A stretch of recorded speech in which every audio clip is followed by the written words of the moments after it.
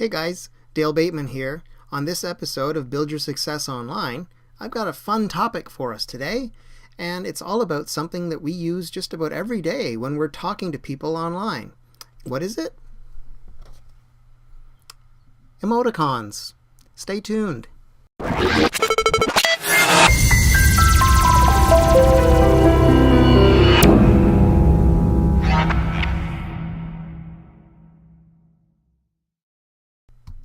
Alright guys, so emoticons. Where did they come from? Why do we use them? And what are the variations of them? Well, these are all questions that I have, and I thought maybe some people would be interested to know, so I did a little research, and I've got some stuff prepared for you. Let me go down to my whiteboard and we'll take a look. Just a sec. So, the emoticon. Where did it come from? Well, it's actually been used since the days of the Morse code, but in those days it was used more as a communication tool to get an idea or something urgent across in a message. They were used more in the mid-1970s with something that was called the Plato system. I haven't entirely researched that yet. Maybe in another video I'll talk a little more about that. But they really became popular there in the mid-70s. And then even more so in the 1980s when the internet started kind of getting into its infancy. And that's when a gentleman by the name of Scott E. Fahlman invented the smiley face. That's right. There he is right there, the inventor of the smiley emoticon. He actually invented two of them, the smiley and the frowny, as I call them. Now, I've got an excerpt that I found online from his original email, I guess it was, that he sent out to his cohorts suggesting that they start using these. Take a look. So he says, I propose that the following character sequence be used for joke markers: colon, dash, close bracket. And then he tells them to read it sideways. Actually, it's probably more economical, he says, to mark things that are not jokes given the current trends. For this, use colon, dash, open bracket for a frowny face. Kind of cool. So, although he was credited originally with creating the smiley emoticons, he was not actually the first emoticon user. A similar marker appeared in an article of Reader's Digest magazine in May 1967, and also in an interview printed in the New York Times in 1969.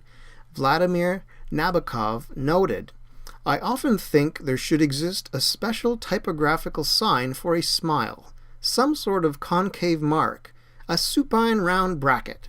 Well, there it was. Now, of course, there's been many variations done since then. We have our semicolon dash close bracket for a wink, our colon dash capital D for a wide grin, or even the colon dash capital O for a surprise face. Now, these are all great when we're talking about the Western dialect, where we read things from left to right. But in Asia, they read things from right to left. So they have their own brand of emoticons there, where they use brackets to identify the sides of a person's head, and an underscore usually indicates the mouth, and then they change the look of the eyes to denote the same sort of emotions that we use with the close bracket, open bracket, capital D, capital O.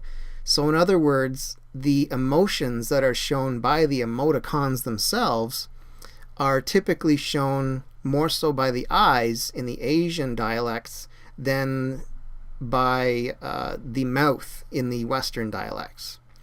So there you go. There's a few little tips and interesting facts, I guess you could say, about emoticons. So let's go back up to live video and I'll talk to you in a sec. So there you have it, guys. Some cool tips and facts about emoticons that you may or may not have known. In any case, One of the philosophies that I like to get across to anybody who visits my website or watches my videos and so on is we should always be learning. Always be learning new things. Now, for me, I was curious. I didn't know where emoticons came from. So I did a little research, came up with this cool presentation for you on a little history on the emoticons. So always be learning new things. Look for things that you don't know and try to figure them out, or look for somebody who has all the answers that you can go to and get the answers to the questions you have. And that's what you should be doing with your online business. Start learning more, and as you learn more, you can put that information out there on the internet, and there are guaranteed people looking for it all the time. So they will perceive you as an expert and start coming to your videos, coming to your website more and more, looking for the information that you're providing. And once they build up the relationship with you and they trust that the information you're giving them is good and solid and true, guess what? They start to become your customers. So you can offer them products for sale, and they typically will buy anything you offer them because they believe in you. You've built that trust and that relationship. So enough said for today. I hope you enjoyed my little ditty on the emoticons, and I'll be back tomorrow with more great tips and tricks helping you build your success online.